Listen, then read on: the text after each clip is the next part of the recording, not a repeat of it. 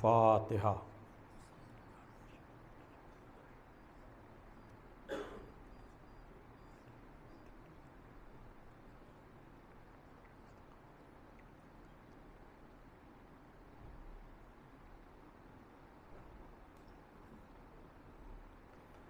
اعوذ باللہ من الشیطان اللعین الرجیم، بسم اللہ الرحمن الرحیم۔ الحمد للہ الذی ہدانا لہذا وما کنا لنہتدی لولا ان ہدانا اللہ، لقد جاءت رسل ربنا بالحق، الصلاۃ والسلام علی النبی الامی العربی القرشی المکی المدنی البطحی الابتہی التہامی الدافع جیشات الاباطیل والدامغ صولات الازالیل، مولن الحق بالحق ابی القاسم محمد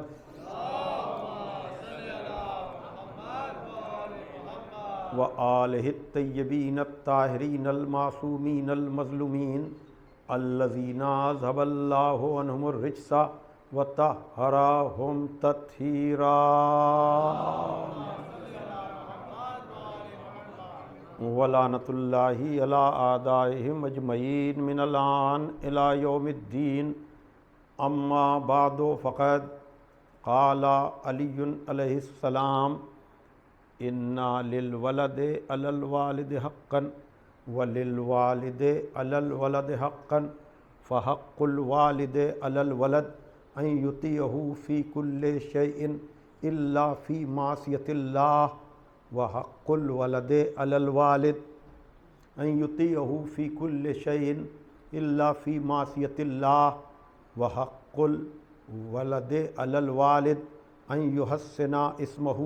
ویحسن ادبہ ویعلمہ القرآن۔ صلوات بھیجیے محمد۔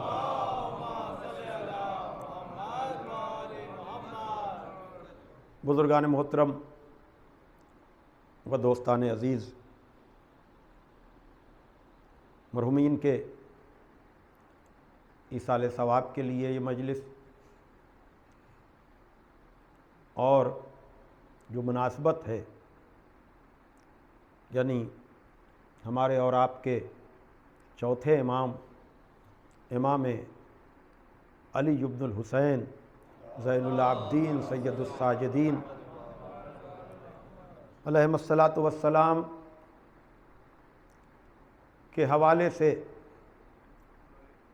میں نے مناسب جانا کہ ایسے الفاظ کو گفتگو کا ذریعہ بنایا جائے جس میں امیر کائنات باپ اور اولاد کے حقوق کی بات کر رہے ہیں، اس لیے کہ چوتھے امام علیہ الصلاۃ والسلام کا ذکر جب بھی ہوتا ہے، جب بھی ان کا تذکرہ ہوتا ہے، ان سے متعلق ان کے جو علمی آثار ہیں ان کا بھی ذکر ضروری ہو جاتا ہے، چاہے چوتھے امام سے مروی صحیفہ سجادیہ ہو یا آپ کا رسالہ حقوق ہو، تو یہ دونوں چیزیں، اور میں چونکہ عام طور سے مولا کائنات کی زبان مبارک پر جاری ہونے والے الفاظ کو گفتگو کا ذریعہ بناتا ہوں، نہج البلاغہ سے گفتگو ہوتی ہے، تو دونوں چیزوں کو مربوط کرنے کے لیے میں نے آپ حضرات کے سامنے خدائے فصاحت، مولائے بلاغت، غالب علی کل غالب، مطلوب کل طالب، حضرت علی ابن ابی طالب علیہ الصلاۃ والسلام کی زبان مبارک پر جاری ہونے والے الفاظ جہاں پر ارشاد فرما رہے ہیں کہ باپ کا حق اولاد پر ہے اور اولاد کا حق باپ پر ہے۔ حق الولد علی الوالد، حق الوالد علی الولد ان یطیعہ فی کل شیء الا فی معصیۃ اللہ۔ باپ کا حق اولاد پر یہ ہے کہ اولاد ہر مسئلے میں باپ کی اطاعت کرے سوائے معصیت پروردگار کے۔ اور اولادوں کا حق باپ پر کیا ہے؟ ان یحسن اسمہ، کہ باپ اپنی اولادوں کے اچھے نام رکھیں، ویحسن ادبہ، اور اچھا ادب سکھائیں، ویعلمہ القرآن، اور قرآن کی تعلیم دیں۔ نہج البلاغہ کو اگر آپ دیکھیں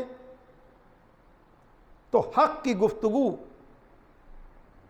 پوری نہج البلاغہ میں بکھری ہوئی ہے، بار بار حقوق کی بات کی گئی ہے، حق کی بات کی گئی ہے،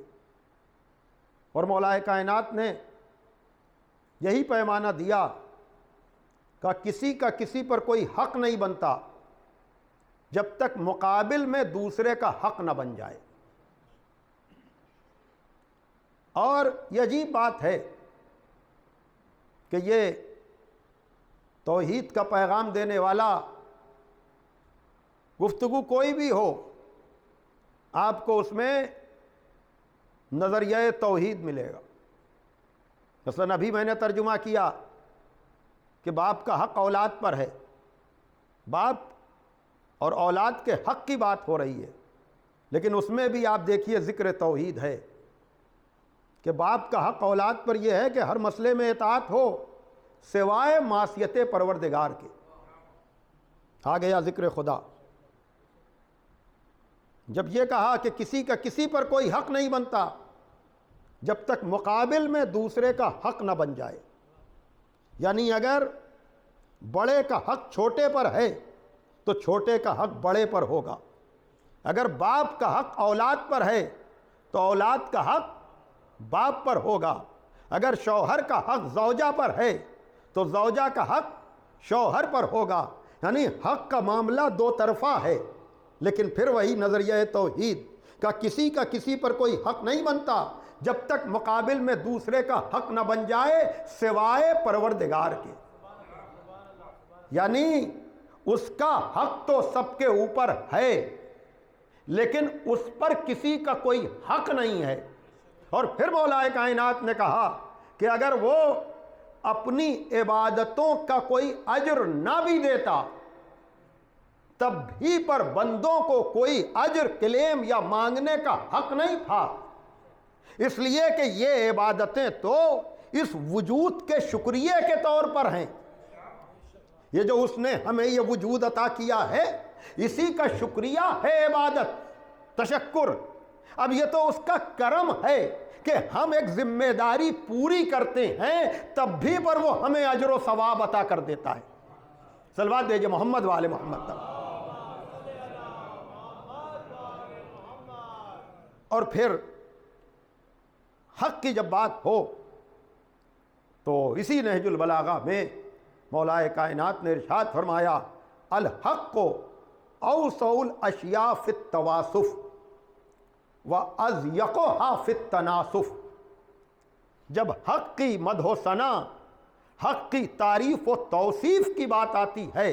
تب تو حق کا دائرہ بڑا وسیع ہوتا ہے۔ الحق اوسع الاشیاء یعنی وسیع ترین شے ہوتی ہے حق کی گفتگو، لیکن جب حق پر عمل کی منزل آتی ہے تو اسی حق کا دائرہ بہت تنگ ہو جایا کرتا ہے۔ اور یقیناً یہ ہم آپس میں بھی دیکھ سکتے ہیں کہ ہم حق کی تعریف و توصیف کرتے ہیں تب تو ہمارے پاس الفاظ کی کثرت رہتی ہے، لیکن جب اسی حق پر عمل کرنے کی بات آتی ہے تو ہم دیکھتے ہیں کہ شکوے اور شکایتیں شروع ہو جاتی ہیں اور دائرہ بڑا تنگ ہوتا چلا جاتا ہے، اس لیے کہ ہر آدمی اپنا حق لینے کے لیے تو تیار ہے لیکن اپنا فرض ادا کرنے کو تیار نہیں ہے۔ اب اگر حقوق کی بات آپ کی جائے تو چوتھے امام امام زین العابدین علیہ الصلوۃ والسلام، اس میں بھی جس رسالہ حقوق کا میں نے ذکر کیا اس میں 50 یا 51 حقوق کی بات ہے، لیکن اس میں بھی سب سے زیادہ ضروری اور اوجب کی منزل پر واجب سے بھی آگے حق پروردگار ہے، اس لیے کہ اس کا جو حق بندوں پر ہے اس کا حقیقی معنی میں کوئی حق ادا نہیں کر سکتا، لیکن جب ہم دیکھتے ہیں کہ اس پورے سلسلے میں وہ کون لوگ ہیں کہ جنہوں نے خالق کا حق اس طرح سے ادا کیا کہ حق ادا کرنے کی وجہ سے خود وہ مجسمہ حق بن گئے، خود ان کا وجود حق ہو گیا۔ اس لیے کہ دیکھیے، جہاں تک حق کے پروردگار کی میں نے بات کہی تو وہاں تو اس کے اوامر، اس کے نواہی، اس کے واجبات کی ادائیگی، محرمات سے پرہیز اور بچنا، یہ اگر ہم دیکھیں تو ہم کہاں پر رہتے ہیں آپ اس کا اندازہ یوں کر سکتے ہیں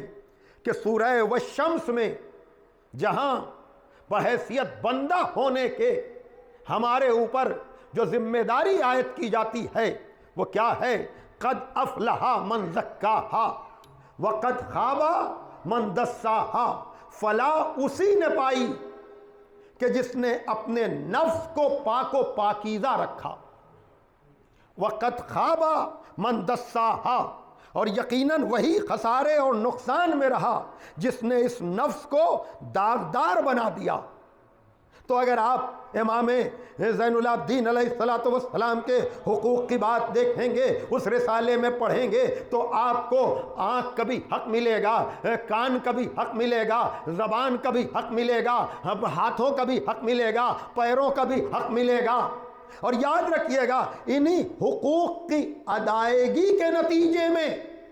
آدمی اپنے نفس کو پاک کر پاتا ہے، یعنی جتنا جتنا ان اعضاء و جوارح کا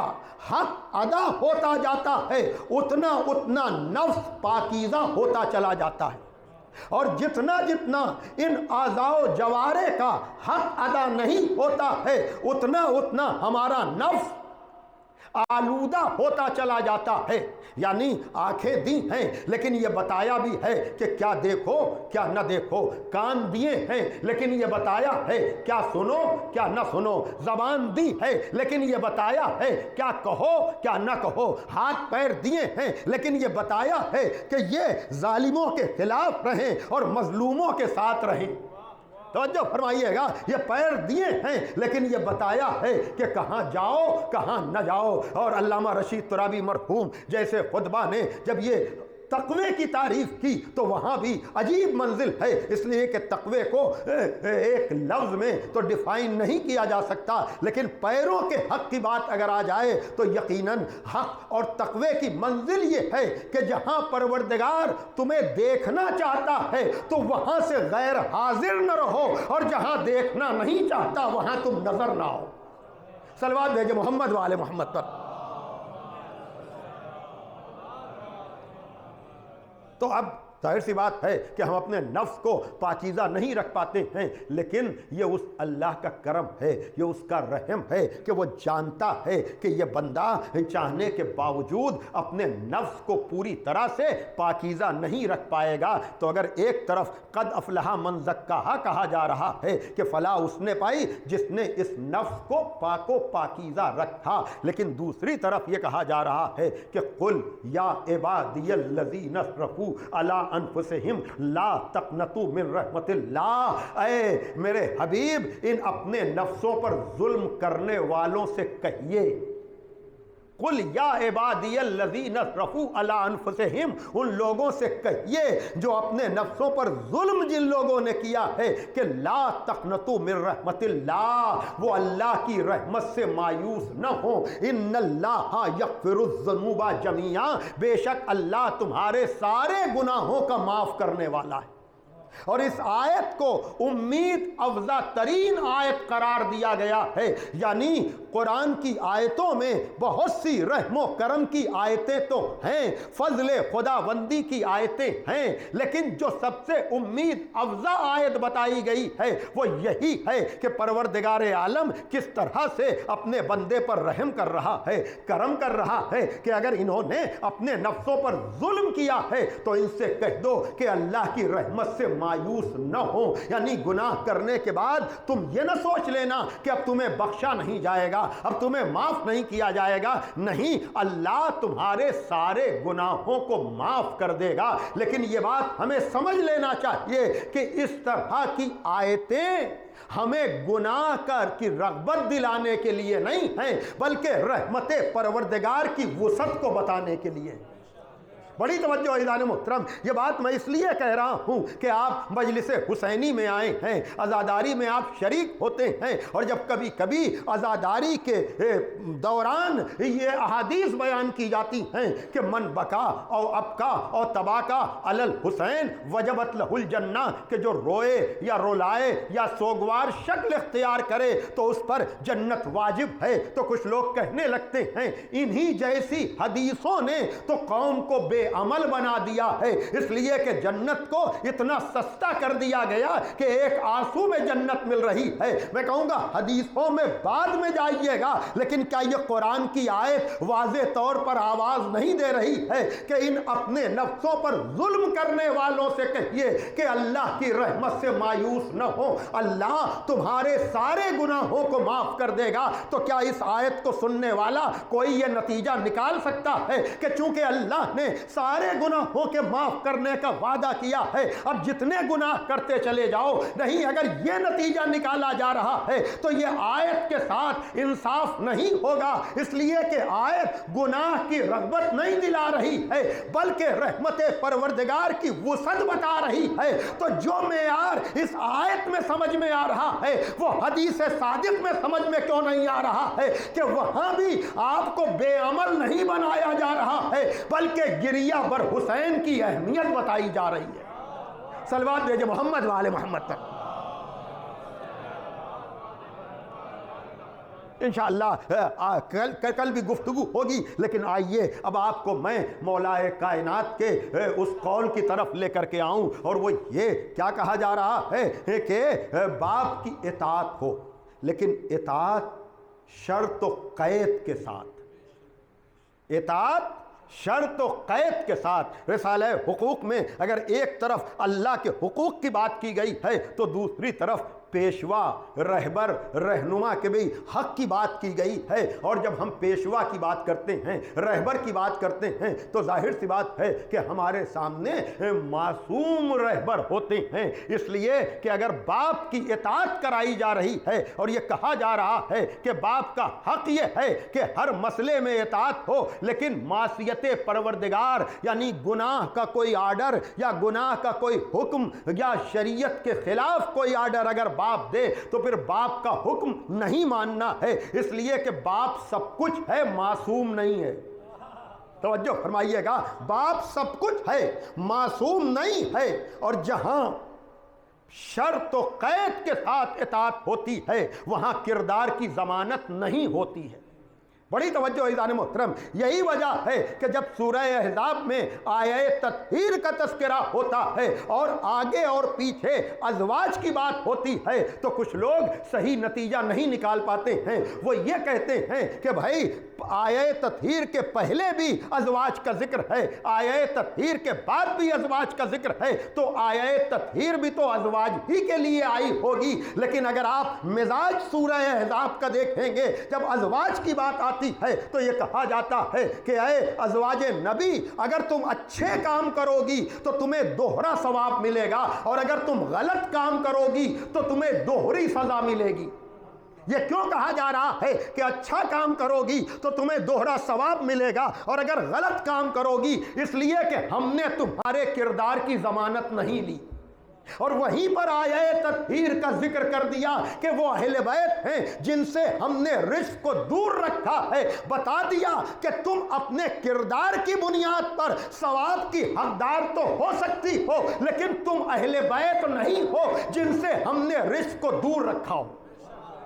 تم اہل بیت میں سے نہیں ہو جن سے ہم نے رزق کو دور رکھا ہو۔ تو کہنے کا مطلب یہ ہے کہ کوئی کتنی ہی بلندی پر پہنچ جائے، اگر اس کی اطاعت شرط و قید کے ساتھ ہو رہی ہے تو اس کا مطلب یہ ہے کہ کردار کی ضمانت نہیں ہے۔ اب اگر اسی اطاعت کی منزل پر پروردگار کچھ ایسے لوگوں کی اطاعت کا حکم دے جہاں نہ شرط ہو نہ قید ہو، یعنی آواز آئے اطیعوا اللہ و اطیعوا الرسول و اولی الامر منکم، اطاعت کرو اللہ کی، اطاعت کرو رسول کی، اور اطاعت کرو صاحبان امر کی۔ ابھی میں نے عرض کیا کہ اللہ پر کسی کا کوئی حق نہیں ہے۔ جب حق نہیں ہے تو اس کی اطاعت تو بلا شرط ہونی چاہیے، بلا قید ہونی چاہیے، اسی کا سب پر حق ہے۔ یہ بات سمجھ میں آتی ہے کہ اللہ کے ساتھ کوئی شرط نہیں لگ سکتی، کوئی قید نہیں لگ سکتی، اس کی اطاعت بلا شرط و قید ہوگی۔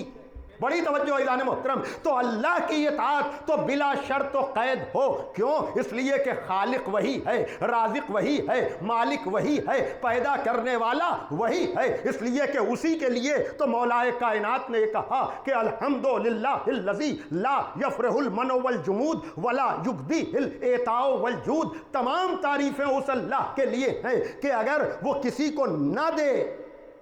تو اس کے خزانے میں کوئی اضافہ نہیں ہوتا، اور اگر وہ سب کو سب کچھ دے دے تو اس کے خزانے میں کوئی کمی نہیں ہوتی ہے۔ کیوں؟ اس لیے کہ اس کے اوپر کسی کا کوئی حق نہیں ہے۔ اگر وہ نہ بھی دے تو ہمیں کچھ بھی کلیم کرنے کا حق نہیں ہے۔ اس لیے اس کی اطاعت بھی بلا شرط و قید ہونی چاہیے۔ لیکن معبود تو خالق ہے، مالک ہے، رازق ہے، رب العالمین ہے، پیدا کرنے والا ہے، اپنی اطاعت بلا شرط و قید کرا۔ کوئی بندہ تجھ سے کچھ نہ کہے گا، لیکن جب اطیعوا الرسول کہہ رہا ہے تو کوئی قید تو لگا دے، کوئی شرط تو لگا دے۔ اس لیے کہ مزمل صحیح، مدثر صحیح، طٰہٰ صحیح، یاسین صحیح، اسلاب طاہرہ سے ارحام مطہرہ کی طرف منتقل ہونے والا صحیح، صاحب لولاک صحیح، صاحب وما افلاک صحیح، صاحب لولاک لما خلقت الافلاک صحیح۔ یقیناً وہ علم اول ہے، وہ عشق اول ہے، وہ خلق اول ہے، وہ نور اول ہے۔ وہ اسی کے لیے تو نے اسی کو سب سے پہلے خلق کیا، لیکن سب کچھ ہو کر کے ہے تو تیرا بندہ، ہے تو تیری مخلوق، تو اس کی اطاعت بلا شرط نہ کرا۔ بڑی توجہ اعلان محترم، اس کی اطاعت بلا شرط نہ کرا، اس لیے کہ سب کچھ ہو کر بھی ہے تو تیرا بندہ۔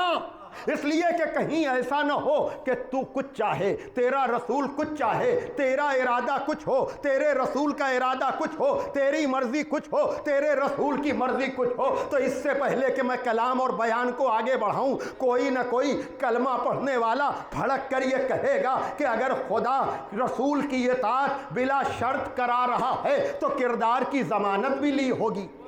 بڑی توجہ اعزان محترم، کردار کی ضمانت لی ہوگی تو یہ بھی طے ہے کہ اب رسول وہی چاہے گا جو خدا چاہے گا، رسول کی مرضی وہی ہوگی جو خدا کی مرضی ہوگی، رسول کا ارادہ وہی ہوگا جو خدا کا ارادہ ہوگا۔ تو آپ نے بھی تسلیم کر لیا کہ باپ کی اطاعت تو شرط کے ساتھ ہے، اس لیے کہ باپ سب کچھ ہو کر بھی معصوم نہیں ہے۔ لیکن اگر قرآن میں خدا اطیعوا اللہ کے ساتھ اطیعوا الرسول کہہ رہا ہے تو اس کا مطلب یہ ہے کہ اب رسول کا ارادہ زندگی کے کسی حصے میں بھی حکم خدا سے نہ ٹکرائے گا۔ تو اگر آیت اطیعوا الرسول پر رک جائے تو رسول کے علاوہ کسی کو معصوم نہ مانو، لیکن آیت آگے اگر بڑھ جائے وَأُولِي الْأَمْرِ مِنْكُمْ، صلوات دیجئے محمد وآل محمد پر۔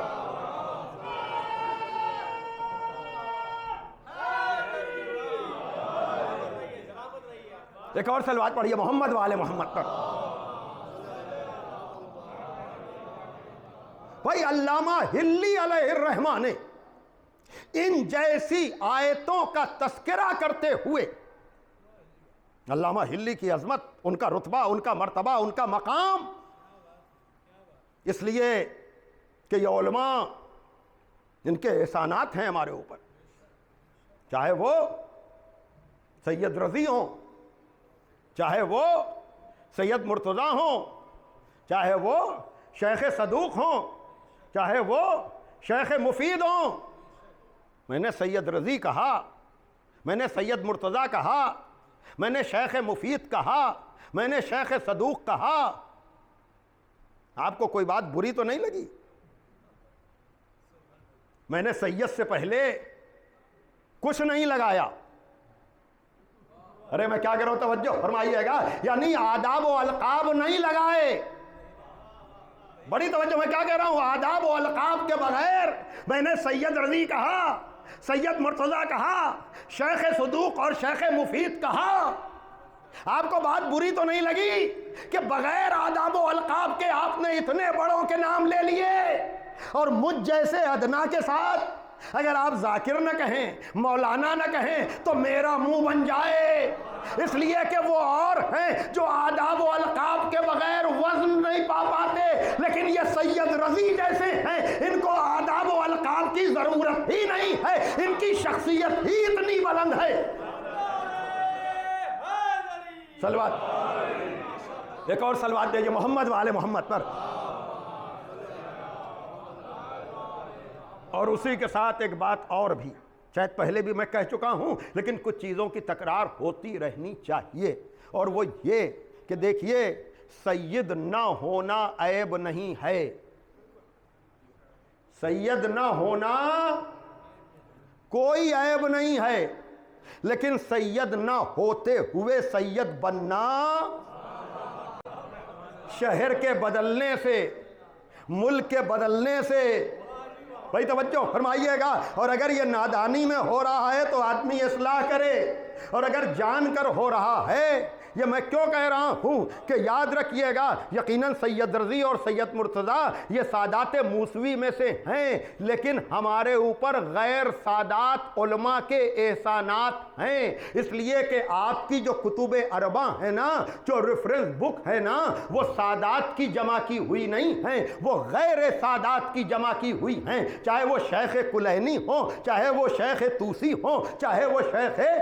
صدوق ہو۔ کہنے کا مطلب یہ ہے کہ میں نے جو باتیں آپ حضرات کے سامنے عرض کی، تو اب آئیے ذرا سا میں جو بات عرض کرنا چاہ رہا ہوں کہ علامہ حلی، اتنا بڑا نام، علامہ حلی نے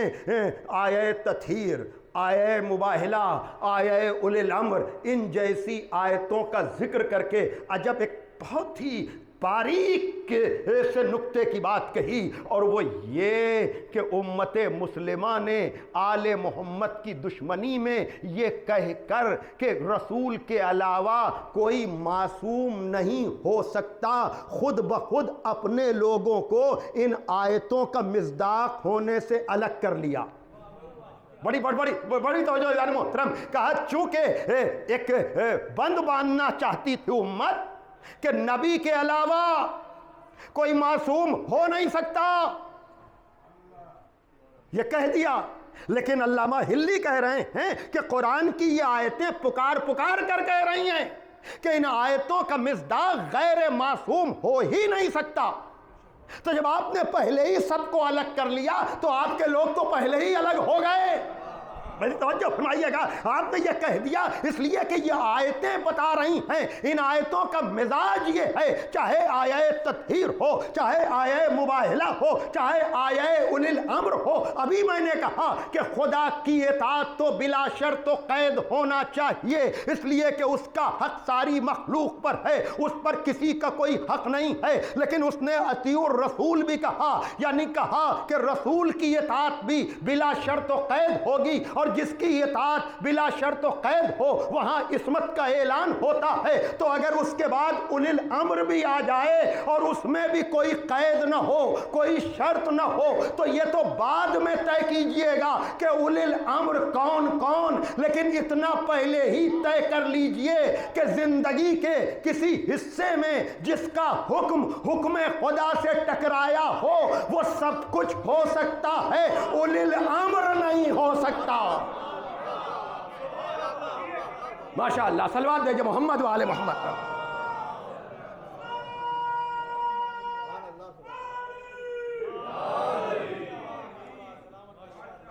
بھائی وہ سب کچھ ہو سکتا ہے، اولل امر نہیں ہو سکتا۔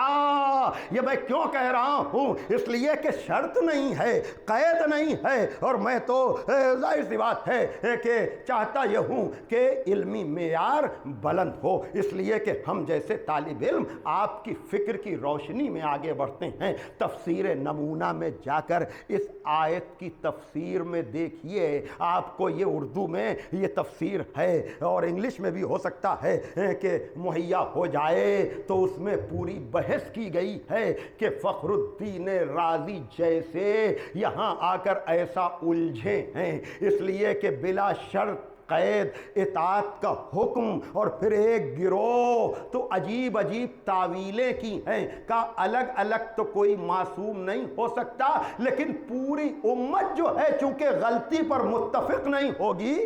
اس لیے اولی الامر سے مراد پوری امت کو لینا چاہیے۔ سبحان اللہ، یہ در آل محمد کو چھوڑنے کا نتیجہ ہے جو اس طرح کی باتیں لوگ کر رہے ہیں۔ لیکن یاد رکھیے گا عزیزان محترم، وہ اور ہیں کہ جو خود اپنے غیر معصوم ہونے کا اعلان کرتے ہیں، لیکن یہ آل محمد ہیں، انہوں نے ہر دور میں یہ آیتیں ثبوت کے طور پر پیش کی، جس سے یہ پتہ چلا کہ کوئی بھی ان کے کسی بھی فعل پر اعتراض نہیں کر سکا، اور نبی نے بھی عملی طور پر جب کوئی موقع ایسا آیا تو یہ ثبوت دے دیا۔ میں نے ذکر آپ سے یہ کیا تھا کہ یہ آیتیں پکار کر کہہ رہی ہیں کہ اس کا مصداق کوئی غیر معصوم نہیں ہو سکتا۔ یہ الگ بات ہے کہ آیہ تطہیر میں تو امت مسلمہ نے بہت سی شخصیتوں کو داخل کرنے کی کوشش کی، لیکن عجیب بات ہے جب آیہ مباہلہ کی بات آتی ہے تو ہمیں کسی مفسر کا کوئی بھی شوق نظر نہیں آتا ہے کہ وہ کہہ دے کہ بھائی ازواج بھی تو ہیں، اصحاب بھی تو ہیں۔ بڑی توجہ عزیزان محترم، لیکن اگر آپ میرا ساتھ دیں تو میں دو بنیادی کلمے کہنا چاہتا ہوں۔ بھائی دیکھیے، ایک بات بالکل، اور یہاں تو رواج ہی یہی ہے، اور بہتر بھی ہو سکتا ہے کہ ہم مل جل کر ہندوستان وغیرہ میں جوائنٹ فیملی سسٹم ابھی بھی ہے، لیکن اور جگہوں پر کہ شادی بیاہ کے بعد آدمی الگ ہو گیا۔ کہنے کا مطلب یہ ہے کہ گھر کا لفظ جب استعمال ہوتا ہے تو اس میں کون کون ہے اس کا طے کر پانا مشکل ہوتا ہے۔ آپ نے کہا فلاں گھر والے، تو یہ کوئی گارنٹی نہیں ہے کہ ان گھر والوں میں کون کون ہے، یعنی وہاں گنجائش یہ ہے کہ زوجہ اور شوہر ہوں، یا ساتھ میں ماں باپ بھی ہوں، یعنی آیہ تطہیر میں صرف لفظ اہل بیت استعمال ہوا ہے، لیکن جب مباہلے کی آیت آئی ہے تو خالی گھر والوں کی بات نہیں کی گئی ہے بلکہ رشتے بھی بتائے گئے ہیں۔ ان سے کہہ دو کہ تم اپنے بیٹوں کو لاؤ، ہم اپنے بیٹوں کو لائیں، تم اپنی عورتوں کو لاؤ، ہم اپنی عورتوں کو لائیں، تم اپنے نفسوں کو لاؤ، ہم اپنے نفسوں کو لائیں۔ میں توجہ چاہتا ہوں، آپ مجھے بتائیے، گھر والوں میں تو رشتوں کی کوئی وضاحت نہیں ہے، اور گھر میں سارے رشتہ دار ہو بھی سکتے ہیں اور چھوٹی سے چھوٹی فیملی بھی ہو سکتی ہے، لیکن آیہ تطہیر میں گھر والوں کی بات ہے، لیکن آیہ مباہلہ میں کھلے طور پر رشتے بتائے گئے ہیں کہ تم اپنے بیٹوں کو لاؤ، ہم اپنے بیٹوں کو لائیں، تم اپنی عورتوں کو لاؤ، ہم اپنی عورتوں کو لائیں، تم اپنے نفسوں کو لاؤ، ہم اپنے نفسوں کو لائیں۔ تو خدا نے نبی کو پورا اختیار دے دیا تھا کہ نہیں کہ تمہارے جو بھی لڑکے ہوں، میں ذرا سا لطف لے رہا ہوں، خود صلوات بھیجے محمد و آل محمد پر۔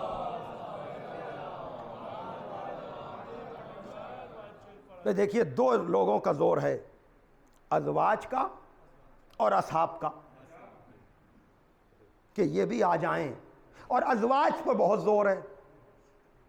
دیکھیے، ابنانا میں تو رشتہ بتا دیا، بیٹے، لیکن نسانہ اور انفسہ میں بڑی گنجائش ہے. میں عجیب طرح سے گفتگو کر رہا ہوں, بڑی توجہ چاہتا ہوں. نسانہ میں جینڈر بتایا ہے, رشتہ نہیں بتایا. ارے توجہ فرمائیے گا, یعنی عورتوں کو. تو جب عورتوں کی بات ہے تو اس میں تو گنجائش ساری عورتوں کی ہے نا. عورتوں کے جتنے بھی رشتے ہو سکتے ہیں. بھائی ماں بھی عورت ہے, زوجہ بھی عورت ہے, بیٹی بھی عورت ہے. تو قرآن نے تو لفظ نساء استعمال کر کے نبی کو کھلی چھوٹ دی تھی. بڑی توجہ عزیزان محترم, اس لیے کہ اگر بیٹی ہوتی تب تو یہ بحث ہوتی کہ بیٹی کے علاوہ اور کسی کو لے نہیں جا سکتے. اگر زوجہ ہوتی تب تو یہ ہوتا کہ زوجہ کے علاوہ کسی کو لے نہیں جا سکتے. ماں ہوتی, بہن ہوتی, اس لیے کہ بیٹوں میں تو قید ہے.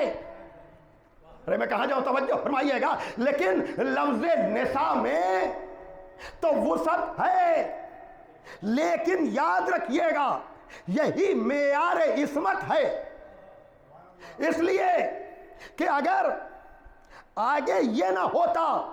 کہ جھوٹوں پر خدا کی لعنت کرنی ہے تو شاید عورتوں کے سارے رشتے نبی لے جاتے, یا اگر نبی نہ بھی لے جاتے تو ازواج بھی تیار ہو جاتی کہ ارے نسانہ میں اگر بیٹی آ سکتی ہے تو زوجہ کیوں نہیں آ سکتی. اور انفسانہ کا مطلب تو یہ ہے کہ اپنے جیسوں کو. تو اسی بات کا تو جھگڑا ہے. ہم کہتے ہیں کہ نبی کو اپنے جیسا نہ کہو, نبی کو اپنے جیسا نہ کہو, یہ ہمارا نظریہ ہے. لیکن امت مسلمہ کہتی ہے کہ ہم بھی نبی جیسے. تو بھیا انفسانہ میں تو بڑی گنجائش تھی کہ اپنے جیسوں کو لے جاؤ. ساری امت لڑ پڑتی کہ یا رسول اللہ آیت یہ آئی ہے کہ اپنے جیسوں کو لے جاؤ, ہم بھی تو آپ کے جیسے ہیں. انا بشر مثلکم کی آیت آ چکی تھی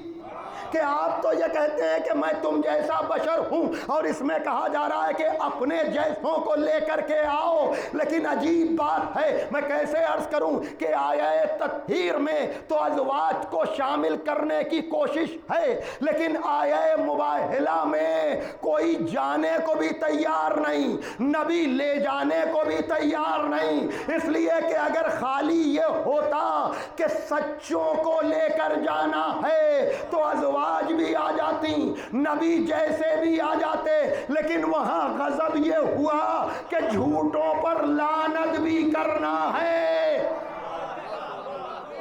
صلوات پڑھ دے محمد وآل محمد پر. نہیں, آج کی حد تک میں بات کو سمیٹنے جا رہا ہوں. بس عزیزان محترم, یعنی جھوٹوں پر لعنت بھی کرنا ہے. تو بتایا کہ جیسے وہاں رزق کو دور رکھا گیا ہے ویسے یہاں جھوٹوں کو دور رکھا گیا ہے. جیسے جہاں امکان رزق ہے وہ نہیں آ سکتا, ویسے ہی یہاں جو کاذب ہے وہ نہیں آ سکتا. اس لیے کہ آپ طے جانیے گا کہ جب تک کردار کی ضمانت نہ ہو اس وقت تک خدا کے وجود کا کوئی گواہ نہیں بن سکتا. اب جہاں سے میں نے گفتگو شروع کی تھی وہیں پر میں آپ کو لے کر کے آؤں گا کہ کردار کی ضمانت کون لے. اس لیے کہ یاد رکھیے گا کہ یہ باتیں تو بہت آسانی سے آدمی کر سکتا ہے, اور ہمارے نقل میں باتیں کی بھی جاتی ہیں کہ جب ہم نے اپنے کا روز ولادت منانا شروع کیا, روز شہادت منانا شروع کیا, ابھی بات ہو رہی تھی اور جلسے جلوس بھی ہوتے ہیں کہ امام حسین ہی توڑی شہید ہوئے, تیسرے خلیفہ کو بھی قتل کیا گیا ہے اور ان کی شہادت کے بھی چرچے ہوتے ہیں. لیکن یاد رکھیے گا آدمی اپنے رہبروں کا یوم وفات تو منا سکتا ہے لیکن یوم ولادت نہیں منا سکتا. یوم وفات تو منا سکتا ہے، یوم ولادت نہیں منا سکتا ہے، اس لیے کہ شرک سے بڑا رزق کیا ہوگا، شرک سے بڑا ظلم کیا ہوگا، اس لیے کہ ہمارے علاوہ کوئی نہیں کہہ سکتا ہے کہ ہمارا مولا 13 رجب کو خانہ کعبہ میں پیدا ہوا، آغوش رسول میں آنکھ کھولی، اپنی زیارت کے لیے سب سے پہلے نبی کو مخصوص کیا۔ لیکن عزیزان محترم، اور کون اپنے رہبروں کے بارے میں کوئی ایسی بات کہہ سکتا ہے جہاں فخر کے ساتھ یہ لکھا جا رہا ہو کہ 40 برس کے بعد ایمان لائے، 50 برس کے بعد ایمان لائے، یعنی جن کے کلمہ پڑھنے کی ایج جو ہے 40-50 برس کی ہو، وہ کیسے مباہلے کے میدان میں جا سکتے ہیں، وہ کیسے آیہ تطہیر کا مصداق ہو سکتے ہیں۔ لیکن ایک بات آپ یاد رکھیے گا کہ یہ ساری باتیں اس وقت ہوتی ہیں جب آل محمد کے مقابلے میں کسی کو لایا جاتا ہے۔ وجہ یہ ہے کہ میں نے حق کی بات کی تھی کہ اللہ کا حق تو سب پر ہے لیکن کسی کا حق کسی پر نہیں ہے، اس لیے کہ جہاں ایک ایک صفت کو آدمی سنبھال نہ پائے وہاں حق والا کیسے ہو پائے گا؟ اور حق والا ہونا بھی بڑی بات ہے، کوئی مجسمہ حق تو ہو ہی نہیں سکتا۔ لیکن ہم جن رہبروں کی بات کرتے ہیں، یاد رکھیے گا وہ خالی اہل حق نہیں ہیں بلکہ حق بھی نہیں ہیں، بلکہ غدیر کی تاریخ گواہ ہے، وہ تو رہبر حق ہیں۔ صلوات پڑھیں محمد و آل محمد پر۔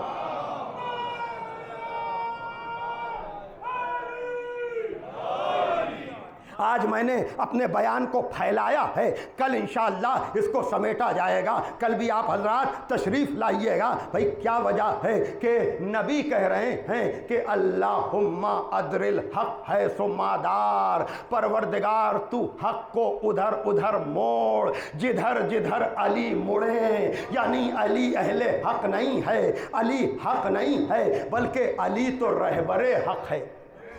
علی تو رہبر حق ہے۔ بتا دیا علی معیار حق ہے، علی کے ساتھ رہنے والا اہل حق ہو سکتا ہے، لیکن اور مقابلے پر آنے والا سوائے باطل کے اور کچھ نہیں ہو سکتا۔ اور اس منزل پر میں کہہ سکتا ہوں کہ نزول آیہ تطہیر کے موقع پر جناب ام سلمہ نے شاید اسی لیے جا کر چادر کا کونا اٹھایا تھا تاکہ حق اور اہل حق کا فرق پتہ چل جائے، اس لیے کہ کہا کیا میں بھی چادر میں آ سکتی ہوں؟ نبی نے کہا انکے علی الحق، آپ خیر پر تو ہیں لیکن آپ چادر میں نہیں آ سکتی ہیں، یعنی اہل خیر ہونا اور ہے، مجسمہ خیر ہونا اور ہے۔ صلوات بھیجے محمد و آل محمد۔ ایک اور صلوات کی میں گزارش چاہوں گا۔ تو بہرحال عزیزان محترم، یہی وہ معیار حق ہیں ہم جن کی گفتگو کرنے کے لیے یہاں پر جمع ہوئے ہیں، اور ایک دو نہیں، یہ پورا سلسلہ ہے، یہ پوری چین ہے، یہ پورے ائمہ ہمارے ہیں، اور یہی وہ معیار حق ہیں، یہی وہ معیار حق ہیں کہ جن کو نبی نے پہچنوایا۔ اور یاد رکھیے گا خالی نام سے نہیں بلکہ لقب سے بھی پہچنوایا۔ یہ بات آپ بھی جانتے ہیں کہ نام پیدا ہوتے ہی مل جاتا ہے لیکن لقب بڑا ہونے کے بعد ملتا ہے۔ کوئی بھی ڈاکٹر، انجینئر، کوئی بھی ڈگری ملنے کے بعد اس کو وہ لقب ملا کرتا ہے، لیکن ہم جن کی بات کر رہے ہیں، جب اولی الامر کے بارے میں نبی سے پوچھا گیا کہ اولی الامر کون کون، تو نبی نے مختلف موقعوں پر کہیں نام بتائے، کہیں لقب بتایا، یعنی آپ اندازہ کریں کہ ہم جانتے ہیں کہ ائمہ کے نام کیا ہیں، اس کا پتہ شب قدر میں چلتا ہے، جب ہم بے محمد بے علی بے فاطمہ بالحسن بالحسین کہہ کے گفتگو کرتے ہیں، ہیں، لیکن ان کے لقب بھی آپ دیکھتے ہیں کہ علی ہے تو مرتضیٰ ہے، حسن ہے تو مجتبیٰ ہے، فاطمہ ہے تو زہرا ہے، حسین ہے تو شہید کربلا ہے، علی ہے تو زین العابدین ہے۔ کہنے کا مطلب یہ ہے کہ یہی فرق ہے امت میں اور آل محمد میں، یہی فرق ہے اولی الامر میں اور ان کے پیچھے چلنے والوں میں کہ ہم تو اپنے نام کو بھی سنبھال نہیں پاتے ہیں۔ یہ آل محمد ہیں کہ پیدا ہونے سے پہلے نبی نے جس کو جو لقب دے دیا، بڑا ہونے کے بعد نہ نام میں کوئی فرق آیا نہ لقب میں کوئی فرق آیا۔ صلوات دیجئے محمد و آل محمد تک۔ اور کل میں ناموں پر گفتگو کروں گا، اس لیے کہ آج میں نے جو عنوان کا جملہ لیا تھا اس میں نام، اچھے نام رکھنے کی بات تھی۔ اور یاد رکھیے گا اچھے نام بہت زیادہ نہیں ہیں، اچھے نام بہت زیادہ نہیں ہیں۔ اچھے نام اگر بہت زیادہ ہوتے نا تو 12 میں 4 محمد 4 علی نہ ہوتے، 12 میں 4 محمد 4 علی نہ ہوتے۔ یہ میں نے گریز کیوں کیا ہے؟ یہ اس لیے کیا ہے کہ میں نے اس سے قبل بھی کہیں عرض کیا تھا کہ ہمارے یہاں تو اس بات میں خاندانوں میں اختلاف ہو جایا کرتا ہے کہ اگر ہمارے بیٹے کے نام پر ہماری بہن نے اپنے بیٹے کا نام رکھ دیا تو یہ ہوتا ہے کہ نام کو ریپیٹ کر دیا ہے نا، تو یہ نہیں ہونا چاہیے۔ اس لیے کہ امام حسین نے اپنے 3 بیٹوں کے نام علی رکھے، امام حسین نے اپنے 3 بیٹوں کے نام علی رکھے اور 3 بیٹیوں کے نام فاطمہ رکھے۔ یہ چوتھا امام، اس کا نام بھی علی، علی اکبر آپ کا نام بھی علی، علی اصغر آپ کا نام بھی علی، بیٹیوں میں فاطمہ، فاطمہ صغرا، فاطمہ کبرا۔ تو یہ نام ریپیٹ کیوں ہو رہے ہیں؟ کہا تمہیں میرے بابا کے نام سے نفرت ہے نا، تو صحیح میں اپنے 3 بیٹوں کے نام علی رکھوں گا۔ اور اس نام کی تکرار نے آگے فلسفہ بھی بتایا، اس لیے کہ ابن زیاد کے پاس اور یزید کے پاس بھی رپورٹنگ یہی کی گئی تھی کہ علی ابن الحسین مار دیے گئے، علی ابن الحسین قتل کر دیے گئے۔ لیکن جب وہاں یہ آپ کا امام پہنچا اور اس کا تعارف ہوا کہ یہ علی ابن الحسین ہیں تو ابن زیاد و یزید، خاص کر یزید نے گھبرا کر کہا کہ میرے پاس تو اطلاع یہ آئی تھی کہ علی ابن الحسین مار دیے گئے، اب پتہ چلا کہ مولا حسین نے اپنے 3 بیٹوں کے نام علی کیوں رکھے تھے۔ فوراً امام حسین نے، امام زین العابدین نے کہا وہ میرا دوسرا بھائی تھا، اور بتایا کہ تم جس نام کو مٹانا چاہتے ہو، بات تو تب صحیح کہ یہی دربار ہوگا اور میرے بابا کا نام ہوگا۔ اور یاد رکھیے گا یہ نام وہ نام ہیں جن کی برکت اتنی ہے کہ سلسلۃ الذہب کی حدیث بتاتی ہے کہ اگر کسی دیوانے پر ان ناموں کی تکرار کر دی جائے اور اسے شفا مل جائے تو کوئی مقام تعجب نہیں ہے۔ میں نے بڑا وقت آپ کا لے لیا ان ناموں کی برکت کا، اگر اور اندازہ لگانا ہے تو کسی اور موقع پر نہیں، شب قدر میں قرآن سر پہ رکھ کر جب تک ان ناموں کو 10 دفعہ دہرایا نہ جائے تو شب قدر میں بھی مقدر بنتا نہیں ہے، شب قدر میں بھی مقدر بنتا نہیں ہے۔ اور پھر انہوں نے کس طرح سے ان ناموں کی، اس لیے کہ یہ تو نام شناخت کے لیے الگ الگ ہیں، لیکن اول بھی محمد، آخر بھی محمد، اوسط بھی محمد، یہ سب کے سب محمد ہیں، لیکن انہوں نے اس نام کی قیمت بھی ادا کی ہے، چاہے علی ہوں چاہے فاطمہ ہوں، اس لیے کہ ان ناموں سے دشمنی بتا رہی ہے کہ ان ناموں کو مٹانے کی کوشش ہے۔ لیکن کیا کہنا اس نام کے سلسلے کا، اور پھر جناب زینب کے لیے لیے میں عجب جملہ کہتا ہوں کہ یاد رکھیے گا، جناب زینب کو ہم ثانی زہرا کہتے ہیں اور ثانی زہرا کہنے میں فخر محسوس کرتے ہیں، تو ثانی زہرا کہنے کا کوئی سبب بھی تو ہوگا۔ تو یہ حقیر کی گزارش ہے کہ شاید ثانی زہرا جناب زینب کو اسی لیے کہا جاتا ہے کہ جو کام اپنے وقت کے علی کے لیے جناب زہرا نے کیا، وہی کام اپنے وقت کے علی کے لیے جناب زینب نے کیا۔ اس سے اندازہ لگتا ہے کہ اولی الامر کی اطاعت کیا ہوتی ہے، اولی الامر کا احترام کیا ہوتا ہے، کہ زہرا کیسے کرب کے عالم میں تھیں، جناب محسن کی شہادت ہو چکی تھی، لیکن اس کے بعد بھی آپ اندازہ لگائیں کہ جناب زہرا اپنا درد و علم بھولیں اور امام علی کے لیے سر پہ چادر ڈال کر نکل آئیں۔ ہاں، مدینے میں جناب زہرا اپنے دور کے علی کو لے کر آئی تھیں اور کربلا میں یہی کام جناب زینب نے کیا۔ ہاں عزادارو، جلتے ہوئے خیمے میں بار بار جانا اور آنا، اور پھر بیمار بھتیجے کو ہاں عزادارو، کل میں عرض کروں گا انشاءاللہ مصائب، لیکن آج اس لیے کہ چوتھے امام کے مصائب کسی ایک دن کا نہیں بلکہ یہ پورے عشرے کا موضوع ہیں، اس لیے کہ عزادارو آپ کو پتا ہے کہ سال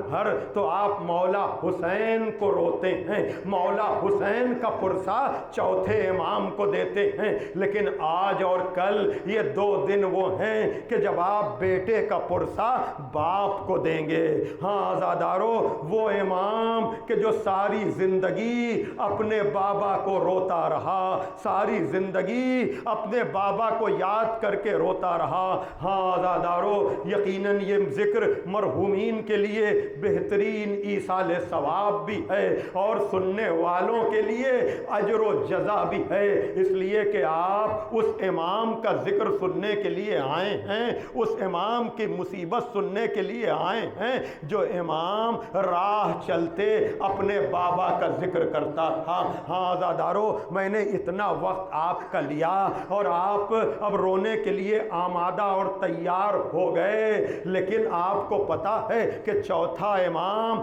وہ ذکر کرنے کے لیے مجمع کی نہیں، لوگوں کی نہیں، بلکہ راہ چلتے اللہ اکبر آپ کا یہ امام، آپ کو پتا ہے جب بازاروں سے گزرتے تھے ذبح ہوتے ہوئے جانوروں کو دیکھ کر قریب جاتے تھے اور کہتے تھے بھائی تو نے اس جانور کو پانی پلا لیا نا؟ قصاب کہتا تھا مولا جب تک جانور 3 مرتبہ پانی پر سے منہ نہیں ہٹا لیتا ہم جانور کو ذبح نہیں کرتے۔ ہمارا اور آپ کا چوتھا امام کربلا کا رخ کرتا تھا اور کہتا تھا ہائے میرا بابا 3 دن کا پیاسا مارا گیا۔ ہاں عزادارو، یہی وہ چوتھا امام ہے، جب بھی سامنے پانی آتا تھا آپ کو اپنا بابا یاد آ جاتا تھا۔ ہاں عزادارو، آپ کو پتا ہے میں کیسے مقدمتاً یہ بات عرض کروں، آپ کے علم میں ہے نا، آپ جانتے ہیں نا، بتانے کی ضرورت تو نہیں ہے کہ جب زہرا اس دنیا سے گئی ہیں تو بیٹیاں رات کی تاریکی میں ماں کی قبر پر جاتی تھیں، دن کی روشنی میں نہیں۔ یہ مجمع کیا یہ جملے سنے ہوئے نہیں ہے کہ جب مولا علی کا زخمی بدن بیت الشرف میں لے جایا جا رہا تھا تو مولا علی نے کہا تھا چاہنے والوں کو واپس کر دو۔ تصور و خیال آپ کو پتا ہے، کیا آپ نے یہ جملے نہیں سنے ہیں عزادارو کہ جب زہرا نے فریاد کی کہ بیٹی میرا لال ذبح ہو رہا ہے، جملے یاد ہے نا کہ زینب نکل حسین تڑپتا ہے خاک پر، ماں کی فریاد تھی، بیٹی نکل کر آئی تھی۔ تل زینبیہ کی بلندی آج بھی موجود ہے کہ وہاں پر جا کر جناب زینب نے فریاد کی تھی کہ او پسر سعد تو دیکھ رہا ہے اور میرا ماں جایا ذبح کیا جا رہا ہے۔ ادھر امام حسین کے کانوں میں جناب زینب کی آواز گئی، ادھر امام حسین نے کوہنیوں کو ٹیکا، سر کو اٹھایا، کہا زینب خیمے میں چلی جاؤ اس لیے کہ ابھی حسین زندہ ہے۔ ہاں عزادارو تصور و خیال صحیح، لیکن غازی آپ کو پتا ہے نا کہ جب جناب عباس رخصت ہونے کے لیے آئے ہیں تو جناب زینب نے کہا تھا کہ اے عباس میں تمہیں ایک بات بتاؤں، میں بابا کے زانوں پر بیٹھی ہوئی تھی، میرے بازوؤں سے ردا ہٹ گئی تھی، تو میں نے بابا سے پوچھا تھا بابا یہ بازوؤں کے بوسے کیوں لے رہے ہو؟ تو بابا نے کہا تھا زینب انہی بازوؤں میں رسن بندھے گی۔ عباس مجھے یقین تو تھا کہ بابا نے کہا ہے تو یہ مصیبت آئے گی، لیکن یہ تم رخصت ہونے کے لیے نہیں آئے ہو بلکہ یہ بتانے آئے ہو کہ وہ قیامت کا دن آ گیا